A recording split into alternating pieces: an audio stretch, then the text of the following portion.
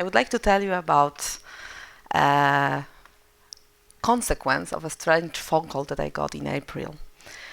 In April, I was happily working at Play, doing projects, but getting a little bit bored. And when people started asking me, what the heck do you want? I thought, I would like to do a very complicated, very complex project. I can do the projects I'm doing quite easily, and I don't feel that they give me a challenge. And of course, when the gods want to punish you, they realize your dreams. So that's exactly what happened. This call came. A friend of mine called me and said, Aga, Warsaw University is looking for a crazy person. And I said, oh, sounds like a job description just for me. So I went there, I had a discussion, I learned that the university got a huge grant for 10 years. And typically those grants given by the government are the grants for building buildings. But the university didn't want to build more buildings, so get more feet walking those buildings. They thought that this grant would be an amazing opportunity to change the university culture. And for those who studied at the Warsaw University, you probably can imagine that this change is rather necessary. So basically, I got invited to take a role of a head of innovation, academic innovation, and to help the presidents to change the university. You know, when you are being hired to this kind of position, you have to wait for the elections, then for choosing the vice presidents, and so on and so forth. So after the elections came through, I was able to start my job there on June the 1st. I didn't have the space, I didn't have people, and I had the deadline. And the deadline was July 1st. And here I would like to come to this photo. This is a building of the Department of New Philology of Warsaw University. This building was designed in 2006. The university didn't have the money to build this building, so it got the money only in 2010, and the building got built in 2012. But not the entire building, only 1/3 of it. So what you are seeing here is 1/3 of this building. The rest of the building is supposed to have 25,000 square meters on 6 stories, and it also is supposed to be of 140 meters long. So, okay, this is the building. My challenge is to create a design, a conceptual design of how this building should be like in order to fulfill the ideals of the presidents of the university for changing the culture of the university. And I have a month, and I don't have people. So if you ever get in this situation, my recommendation is run. Oh, sorry, run. I couldn't run because I signed my contract, so it was a little bit too late.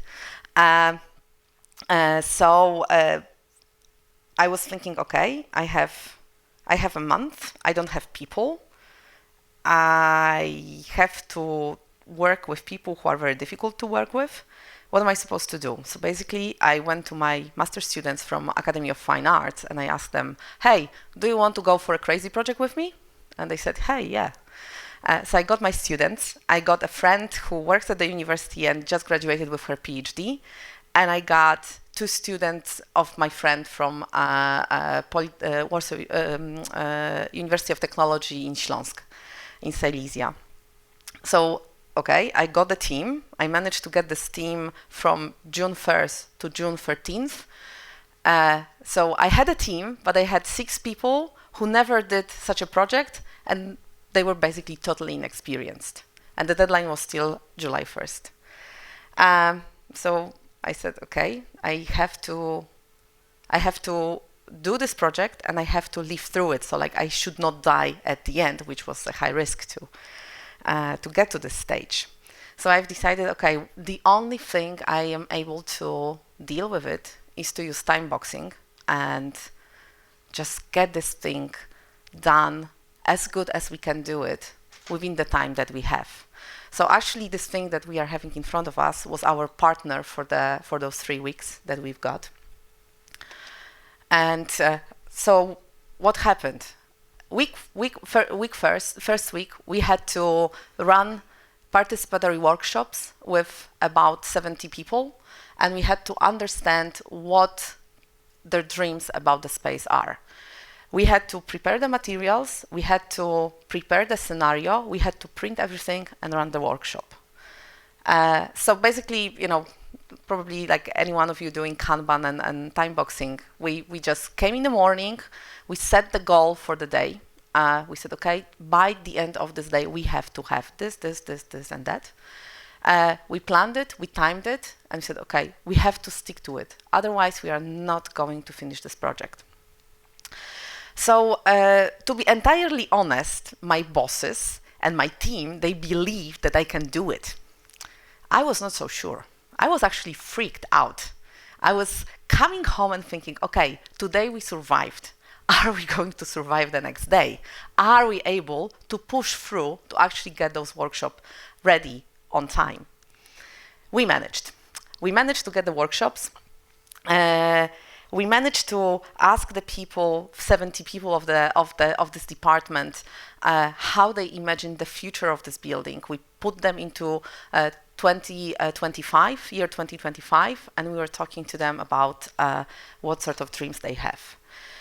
So we were done with this thing. So we said, okay, probably the worst was behind us. No.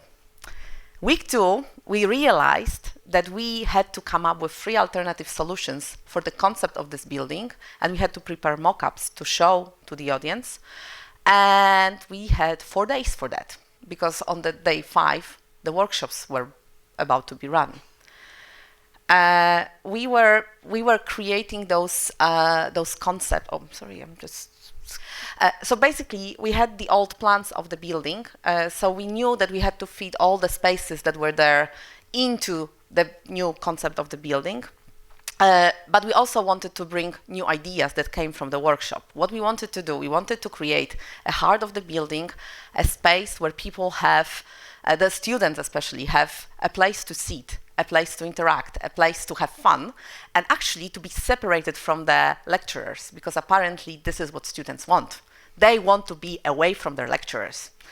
We wanted to get a really cool space for organizing conferences. So like, you know, not get the aula where you come and you sit there and the chairs are like here, but you have a space where you can organize a hackathon, a service jam, a performance, whatever.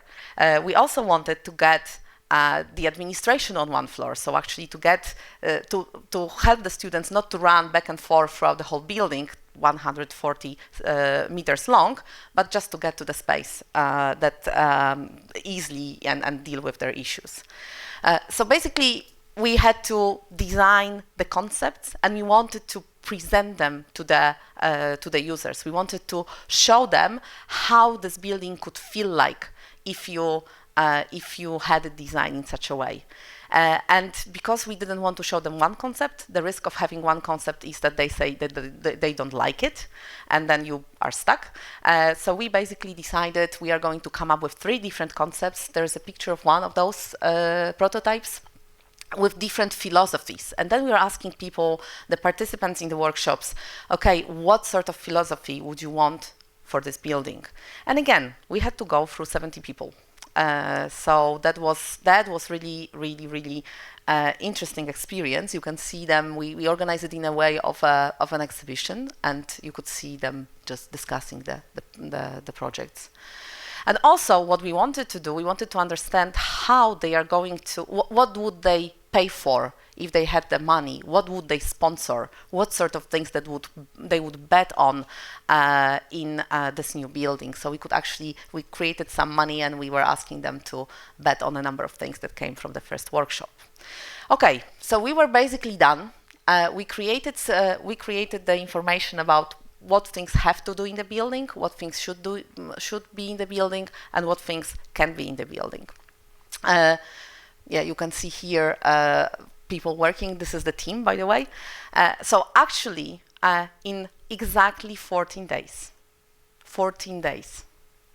we managed with 6 people to run 4 creative workshops and come up with a concept that we could present on July the 1st to the presidents of the university and help them make a decision. We used over 2,000 post-its. That was spectacular. I didn't realize that it was actually possible. And actually, throughout this entire process, there was only one unslept night. 2 girls, the architects, they've decided that they wanted to do some things really perfect, and therefore they kind of took run through a 24-hour working day. So the question of this project and the question of my story is, how perfect is your perfect?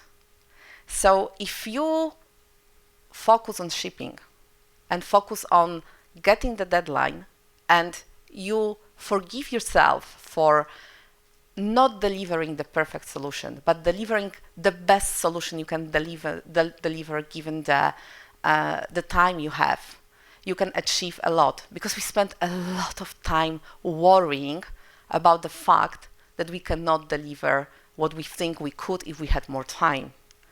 And fear is an illusion.